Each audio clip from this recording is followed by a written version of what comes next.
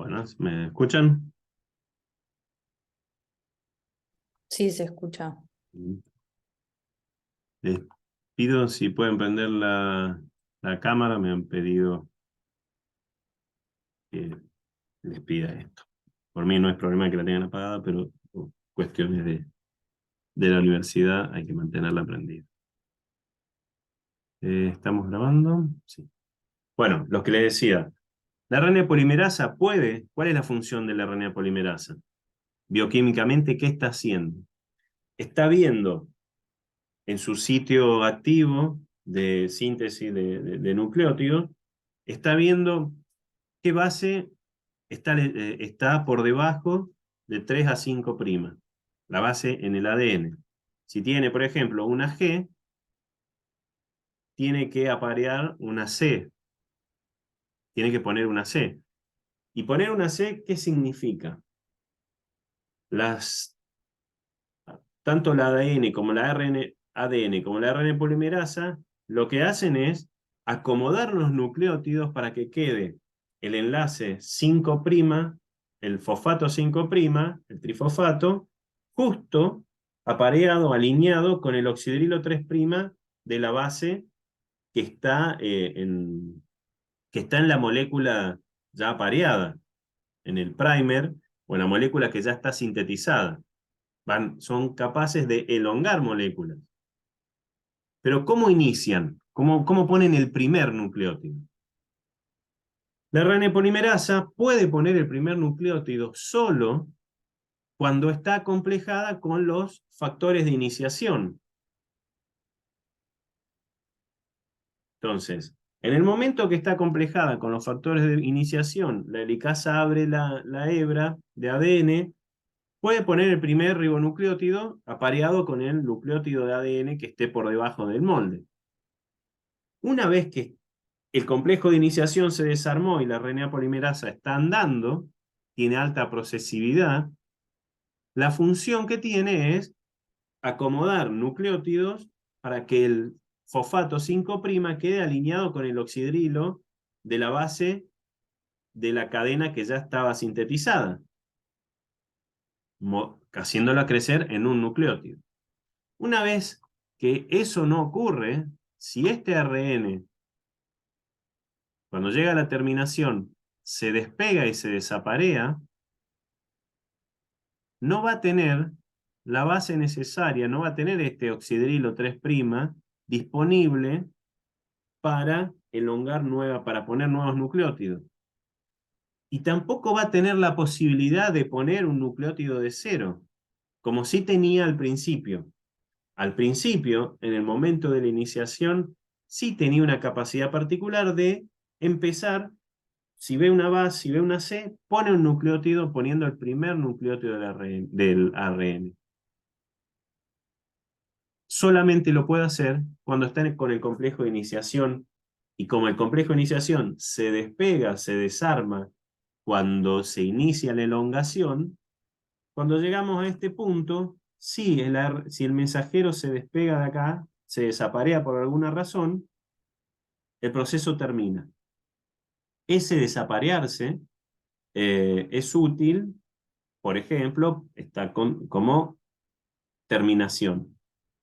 Si la secuencia es rica en A y T, es más probable, es más fácil que se desapareen porque tienen solo dos puentes de hidrógeno, y una molécula corta como esta, cuando se cortó, es más fácil inclusive que se desaparea, y esto hace que se desarme la RNA polimerasa, se salga del ADN, y bueno, el RN, ese fragmentito de RN se degradará, que no tiene ningún sentido.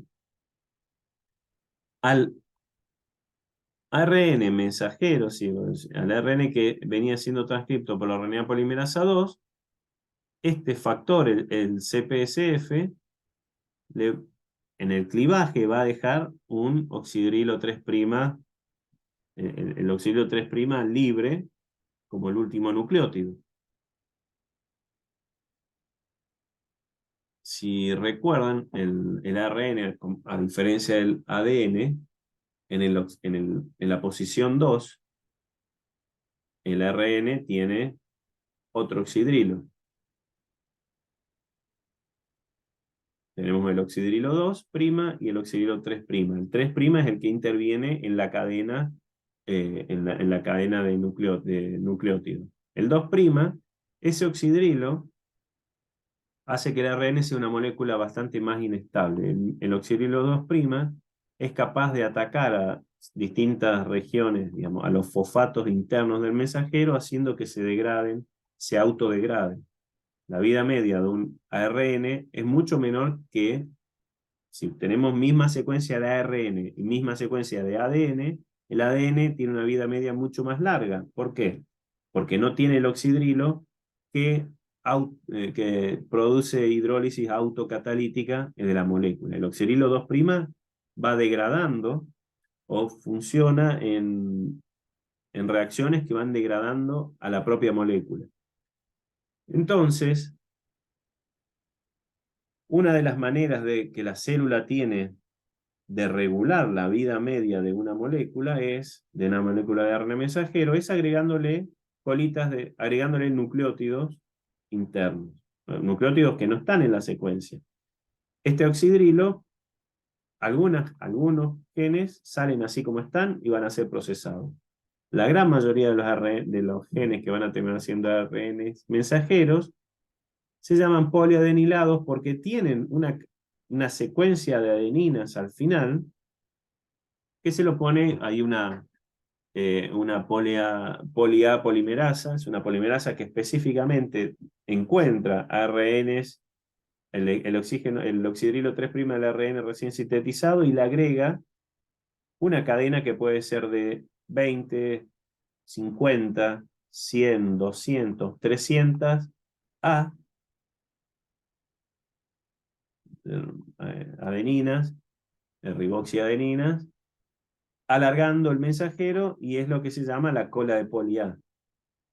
El 95, sí, 95, un poquito menos, del 90% de los ARNs mensajeros tienen cola de poli A. Esta cola de poli A sirve para varias cosas. Primero, hay una enzima que es eh, que se une a PABP, que se une a la secuencia al poli A, y hace que ese mensajero esté más estable y tenga una vida media más larga. Una de las características, una de las funciones de la colita de poli A es regular la vida del mensajero. Mensajeros con cola de poli A muy larga son mensajeros que tienen vida media más larga, viven días, meses, años sin degradarse. Los mensajeros que tienen cola de poli A corta o no tienen cola de poli A son mensajeros que van al citoplasma, se traducen pocas veces y enseguida se degradan. ¿Por qué puede ser interesante esto o importante para la célula?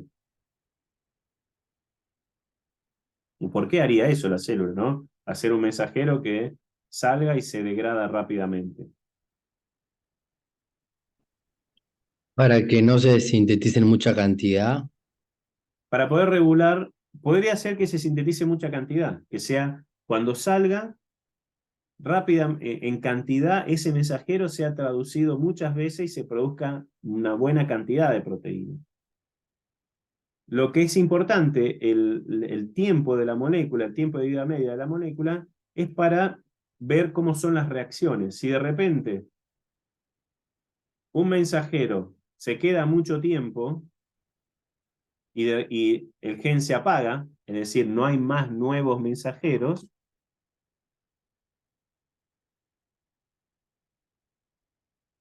si quieren apagar el gen, pero el mensajero sigue estando todavía en la célula va a seguir traduciéndolo.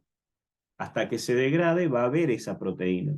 Ahora, si el RNA tiene vida media muy corta y se desaparece rápidamente, la proteína va a desaparecer rápidamente. Tiene que ver con la posibilidad de apagar o de encender o de apagar la expresión de una proteína rápidamente. Proteínas que necesitan estar estable, bueno, el mensajero puede tener vida media larga, porque siempre la célula necesita que esa proteína se mantenga a un nivel.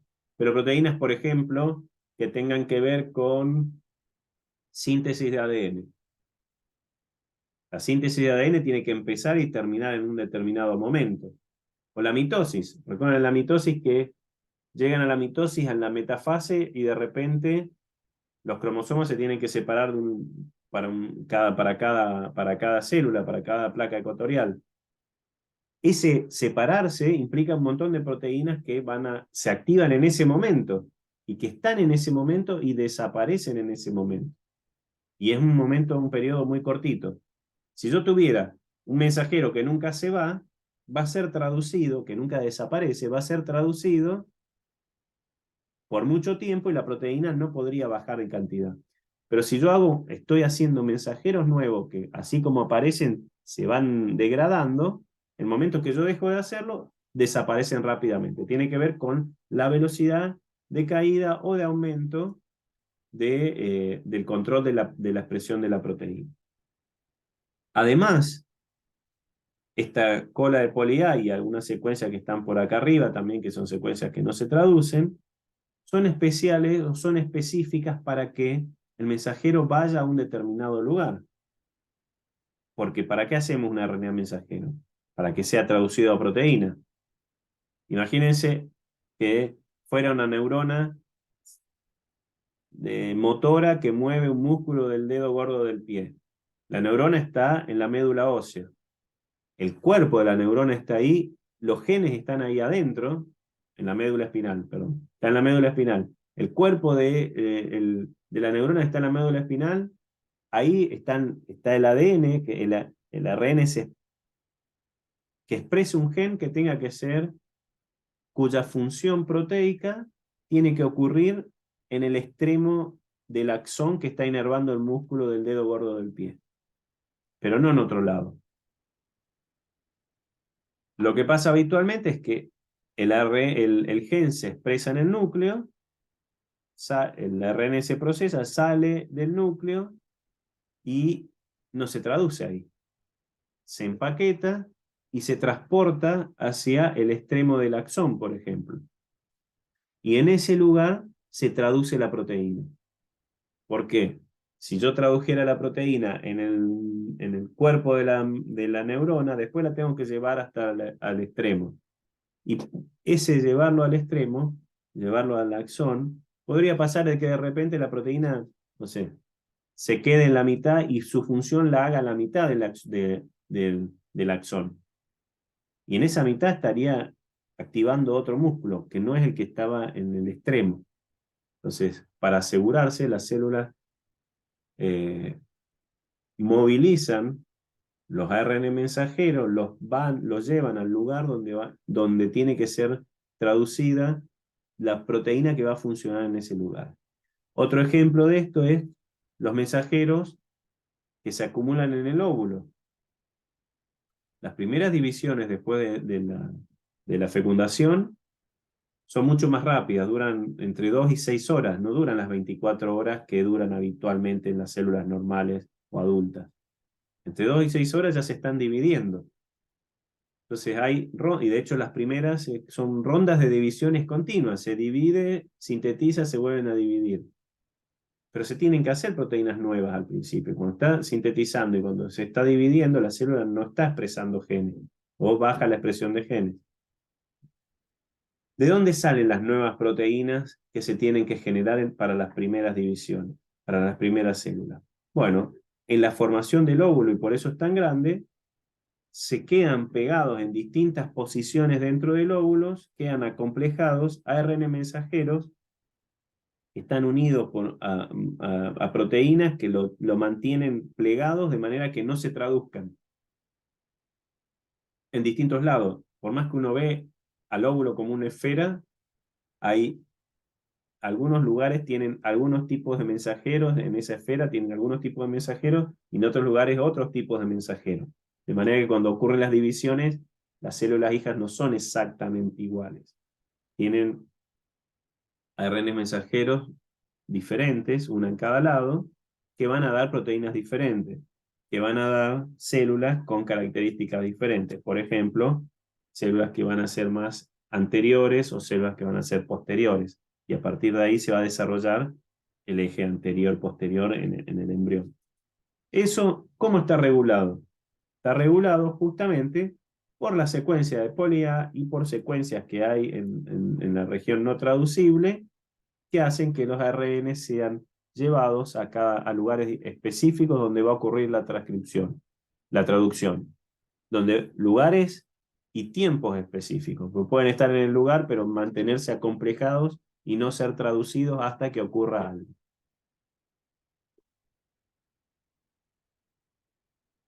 Y esto, si lo vemos acá mismo, le dejo, no sé si lo vieron el otro día, esto es una animación en 320.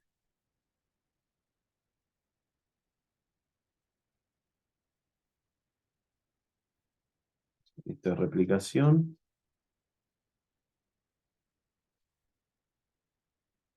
Este es un ejemplo. ¿Están viendo el video? Sí, se ve. Bien. Acá estamos viendo, es un ejemplo y de hecho está, eh, es- está un poco enlentecido, pero no tanto, de cómo ocurre la transcripción. Fíjense, todo esto en rojito, es una proteína, es un factor de transcripción que se activa con vitamina D. Y las moléculas, la forma de las moléculas son reales, digamos, son tomadas de cristalografías, es decir, son proteínas de forma real. Un factor de transcripción que tiene una región de unión al ADN, a una secuencia específica, al elemento respondedor a vitamina D.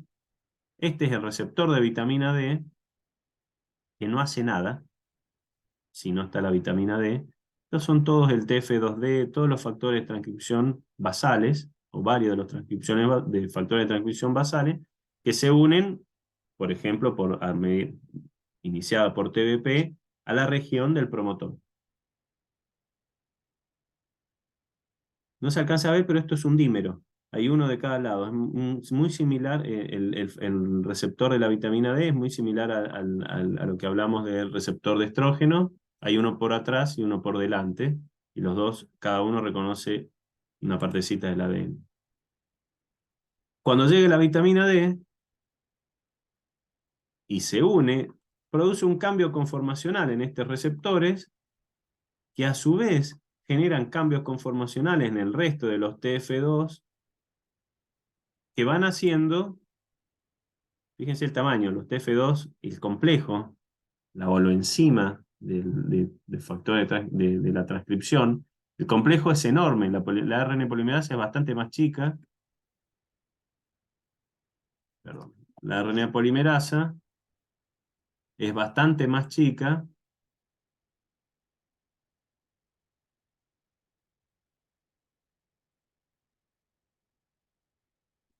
la RNA polimerasa es bastante más chica con respecto a todos los factores, es el azulito que está acá adentro. Están todos unidos, la mayoría de los factores están unidos en el sitio de iniciación.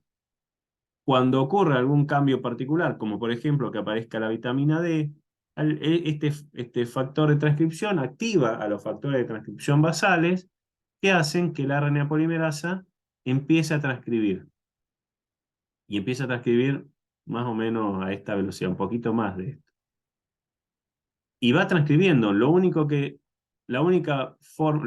tiene que hacer es transcribir y en realidad tiene que abrir la cadena de ADN y transcribir un ARN mensaje, el ARN dependiendo de la secuencia que lea.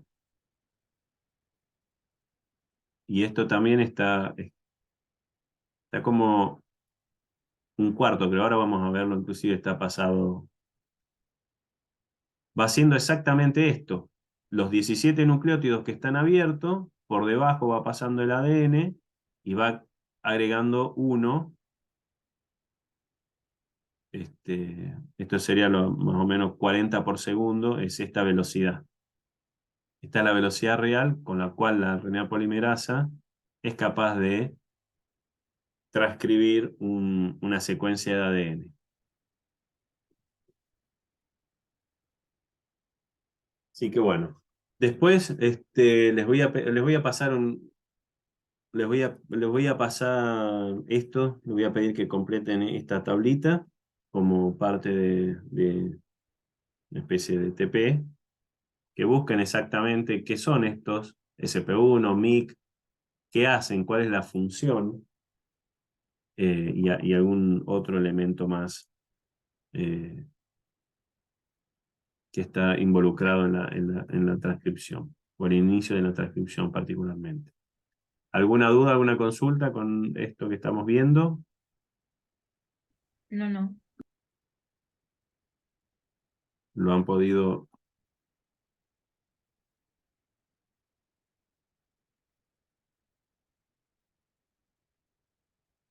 ver bien? Sí, sí. Bueno, ¿qué pasa con ese mensajero? Una vez,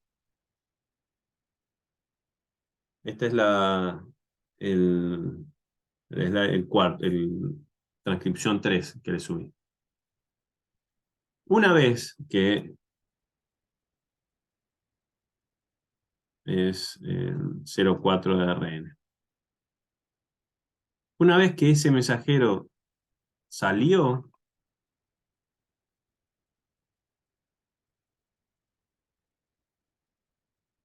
una vez que el mensajero sale de la transcripción, es decir, se suelta de la RNA polimerasa y se le agrega la colita de poli A, que pasan otras cosas. Fíjense que inclusive acá está la caperuza 5' o el cap 5' o el capuchón 5', las mismas maneras de cómo se lo llama. Sufre una transformación, la molécula de ARN, como les decía, es bastante inestable, sufre transformaciones y ese proceso sufre unas transformaciones que se llama madura, un proceso de maduración. En procariotas eso no pasa. La transcripción va directo. Lo que se transcribe es un transcripto primario y ese transcripto primario va a ser traducido si tiene que ser traducido o no va a ser traducido si es una RNA de transferencia o, o, o ribosomal. Directamente. En procariotas la transcripción está unida con la traducción. En eucariotas, el gen, habíamos visto que había secuencias en el gen, en el ADN, secuencias que se traducían, que son los exones, secuencias que no se traducen, que son los intrones. Por lo tanto, lo que transcribe la RNA polimerasa es un transcripto primario. Lo vamos a llamar transcripto primario. El transcripto primario es un pre-mensajero que tiene que sufrir maduración. Maduraciones significan cambios que le va a pasar a la molécula, como una, en el 5' le pasa algo que se le agrega el capuchón. Dos, ya vimos que cuando terminaba la transcripción se le agregaba la colita de poli A. Además, si tiene intrones, tienen que ser eliminados, y eliminados de manera correcta, de forma de que las secuencias de los exones queden exactamente contiguas una con otra sin perder nada de información. Entonces, sufren al menos cuatro procesos. El encapuchado en el 5', la poliadinilación en el 3', la remoción de intrones, y después el mensajero, un proceso que por ahí está un poco menos, normalmente se habla, tiene que ser exportado del núcleo, es decir, tiene que salir al citoplasma. Eso también es un proceso regulado y hace que, eh, eso también es un proceso regulado, y algunos mensajeros van a salir más rápidos que otros, y antes de salir inclusive van a ser evaluados si cumplieron todos los pasos, si tienen el control de la calidad necesaria para ser utilizados como ARN mensajero. El primer evento que pasa es en el 5', en la primer base, se le agrega una base anterior, una guanina que no está, que no es una guanina que estaba en el ADN, es una base extra que se agrega, pero de una manera diferente. El primer nucleótido, el primer ARN, el primer nucleótido de ARN, va a tener su fosfato 5', va a ser trifosfato, porque no atacó a nadie. Del otro lado, en el oxidrilo 3', va a estar unido el fosfato de la segunda base. Y así armando el esqueleto de la molécula. Pero el primer carbono 5' tiene todavía los 3 fosfatos. Le ocurren ciertas cosas. Una fosfatasa remueve el fosfato gamma, que es el más exterior, y viene un GTP, y de manera invertida se une por la RNA guanidiltransferasa, es capaz de unir al GTP, al fosfato beta, perdón, al fosfato alfa del GTP, con el beta alfa de la primer base, formando un capuchón extraño, porque esta molécula está al revés. No es 5'. Fíjense, acá estaría, este es el oxidrilo 3'. Está al revés. Es una molécula que está puesta al revés que lo que habitualmente se ponen los ácidos nucleicos. Y este enlace 5', con un trifosfato, es lo que se reconoce como el capuchón 5' o el GPPP, la caperuza GPPP, que es una guanina trifosfato. No solamente le pasa eso, además vienen unas metiltransferasas, es decir, se le agregan grupos metilos a la base guanina que se agregó, al oxidrilo, al primer y segundo oxidrilo, al oxidrilo 2 de las primeras dos bases. Y eso hace que, eso se llama el capuchón completo. El capuchón completo es tener la caperuza con un grupo metilado, con dos grupos metilados, con tres grupos metilados. Esto también ocurre, la caperuza ocurre también en los... bueno, perdón. Esto me está indicando... ¿Por qué la célula podría hacer esto? Les pregunto. ¿Para qué la célula haría algo así tan complicado en el extremo 5' de un ARN mensajero? Para protegerlo de la degradación, digamos. Una es esa, para protegerlo de la degradación. ¿Hay alguna otra opción? ¿Algo más que se les ocurra? Puede Y ser, perdón, ¿qué ibas a decir, Delphi? no, no, decilo vos. No, que yo pienso que tal vez podría usarse también para dirigir de alguna manera o establecer un tiempo de traducción después. Pero todos tienen capuchón. Todos los mensajeros tienen capuchón en el extremo 5'. ¿Otra opción? ¿Alguna otra sugerencia? Para diferenciarlos de otros ARN, o sea, como que este ya está en el proceso de maduración, por así decirlo. Sí, ese es por ahí puede ser. Pero también para diferenciar, imagínense un ARN que se corta al medio, que es literalmente la molécula, no sé, de 3000 bases, se degrada y se le rompe un pedacito. Ese ARN va a empezar en el 5' con un fosfato, nada más, con un solo fosfato. Y después todo el resto va a ser una molécula de ARN perfecta. ¿La célula qué haría con eso? ¿Lo va a traducir? Si se rompe un ARN por la mitad, ¿se sigue traduciendo? Lo, Total, de- ¿cómo? lo degrada.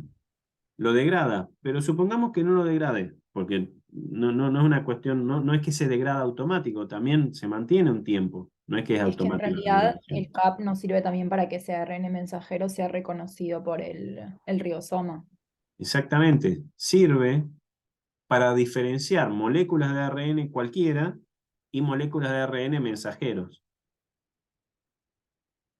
Entonces, los que tienen cap o capuchón son ARNs que van a ser traducidos, que tienen la capacidad de ser traducidos. Puede ser que no pase la traducción, pero son ARNs que la célula puede reconocer, o la maquinaria molecular puede reconocer como ARNs para ser traducidos, y no como ARN cualquiera. Los ARN ribosomales, por ejemplo, no se degradan, pero no tienen modificaciones como el 5K. ¿Y por qué un ribosoma no empieza a leer un ARN ribosomal? Si es un ARN largo. ¿Por qué no intenta? Y no intenta justamente porque este capuchón es la etiqueta que indica que esta molécula es una molécula que puede, que va a ser traducida, que es una molécula de información.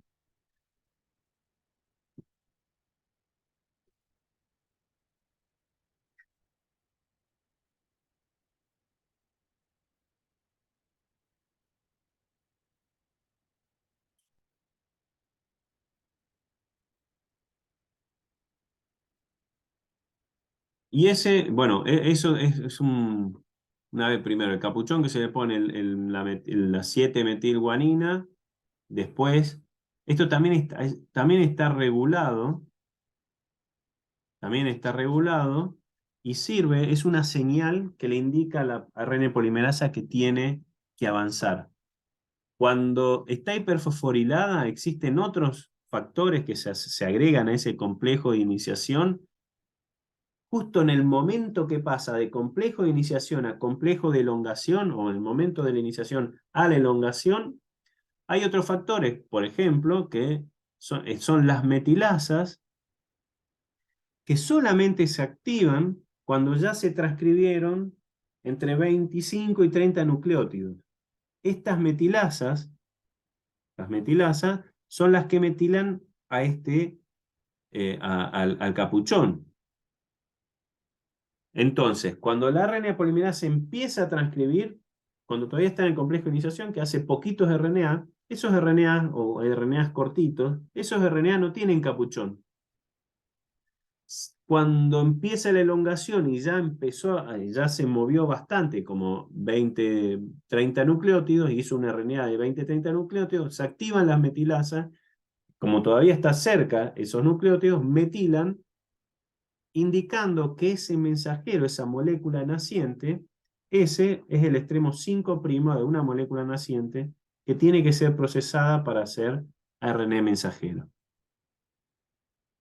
Y eso también, si esto no ocurre, digamos, si la polimerasa no avanza, las metilasas no se activan, por lo tanto no se hace mensajero, no se taguea al mensajero, al RNA naciente, como un RNA mensajero. El segundo proceso era el agregado de la colita de poli A. Y esto ya lo fuimos hablando. Cuando ocurre la terminación, acá dice proceso optativo porque hay mensajeros que no les pasa, que directamente salen sin cola de poli A al citoplasma y son traducidos. La polimerasa agrega nucleótidos A, haciendo la cola de poli A, que tiene entre 40 y 250 A de largo, y se le une la poli ABP. Esta sí es una secuencia que tiene que ver con la estabilidad del mensajero, va a ser menos, se va a degradar más lento, y aparte también regula un poco el transporte y dónde va a ser utilizado ese ARN mensajero.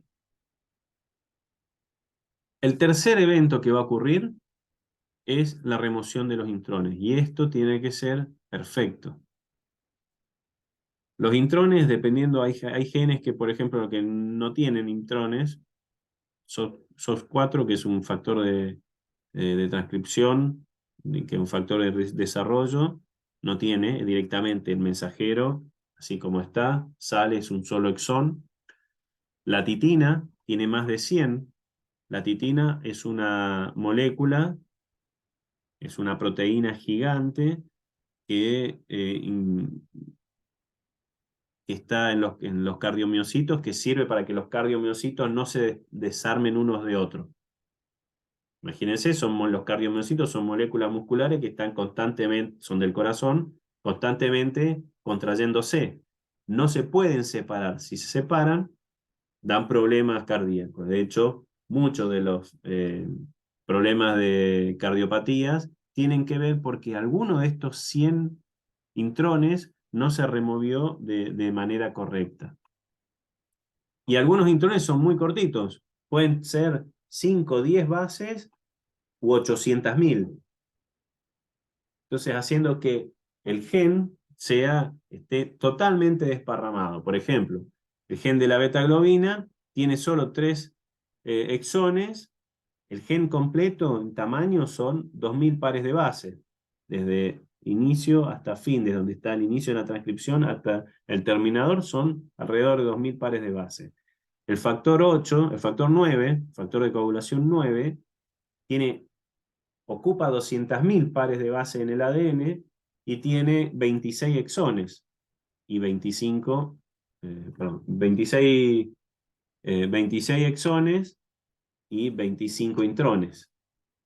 Y tiene que salirse todo. También hay un par de enfermedades que están relacionadas con la carencia del factor de coagulopatía, carencia del factor 9. ¿Por qué? Porque algunos de estos exones no se remueven perfectamente. ¿Y cómo hacemos para que estos exones se remueven? Voy a cortar acá y vuelvo a abrir una nueva para que no se corte en el medio. Nos vemos en un ratito.